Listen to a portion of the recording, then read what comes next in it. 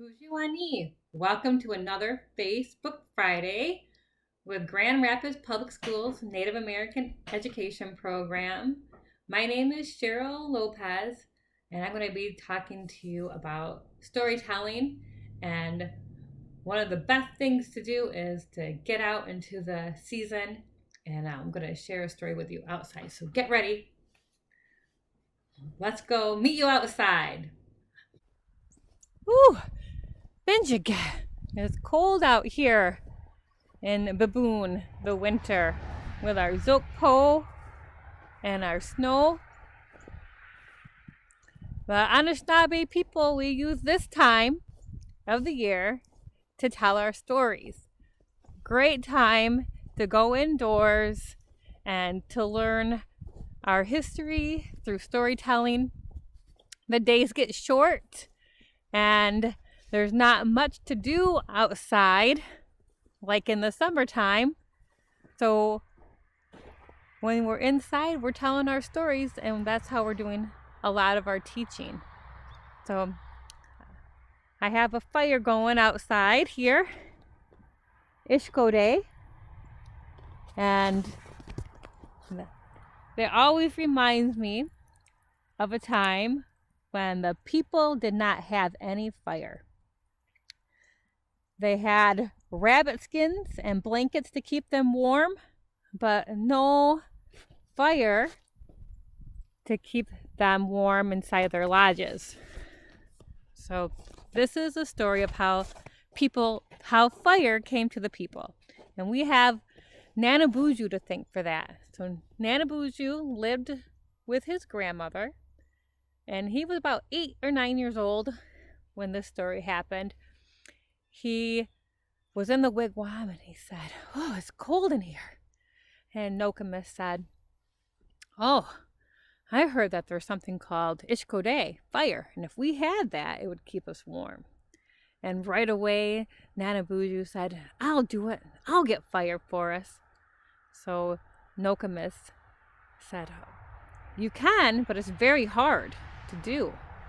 There's an old man, and he guards Ishkode, and he doesn't let anybody have any.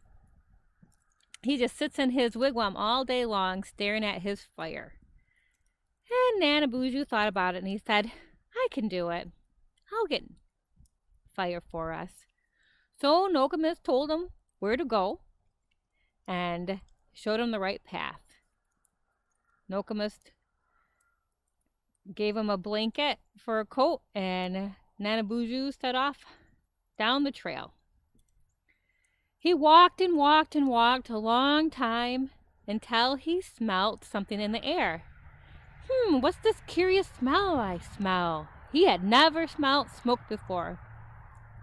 He decided that he will follow that smell, and he did. And it took him to a clearing. And in that clearing, he saw a wigwam with smoke coming out the top. He said, that must be where fire is kept." And instead of running right up to the wigwam, Nanaboozho hid behind a tree. He said, "I have to think of a plan." And it was, as he watched the wigwam, it was true what grandmother had said. That old man never came out. The old man had 2 daughters, and they would go in and out of the wigwam to bring in wood and other food that the old man might need. So then Nanaboozho had a plan. He said, "I know what to do. I'm going to turn myself into a white rabbit, as white as snow, white as the snow here." And he put himself inside a snowbank, and boy, did he ever look pitiful. He shivered and shook, and when the daughter came out, she picked him up and saw that he was cold and picked him up and put him to her chest and said, "Come on, I'll take care of you, rabbit," and brought him right inside the wigwam. Well, when the old man saw that, he wasn't happy. He said, What are you doing? Get that rabbit out of here. Get him out." So the daughter said, "Well, he's just a harmless little rabbit." And so she kept him inside and placed him by the fire. And Nanaboozho was so happy. He goes, "Here I am inside, right by the fire, right where I want to be." And he said a wish. He said, I wish a spark from the fire would jump out and land on my fur. And as usual, Nanaboozho got his wish. A spark did jump out and land on his fur. And as soon as that happened, Nanaboozho took off and ran right out of the wigwam as fast as he could. And the old man jumped up and he said, Hey, I know that was someone trying to steal our fire. After him. And he ran after Nanaboozho. And he was gaining on him until they came to a lake. That lake had a little bit of ice on it.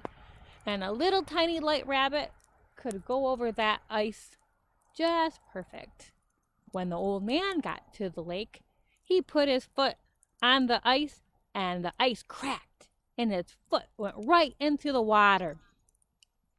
He had to stop chasing Nanaboozho then. He had to go back to the wigwam and warm up his feet. But Nanaboozho kept running. He ran all the way home and he yelled, Nokomis, Nokomis.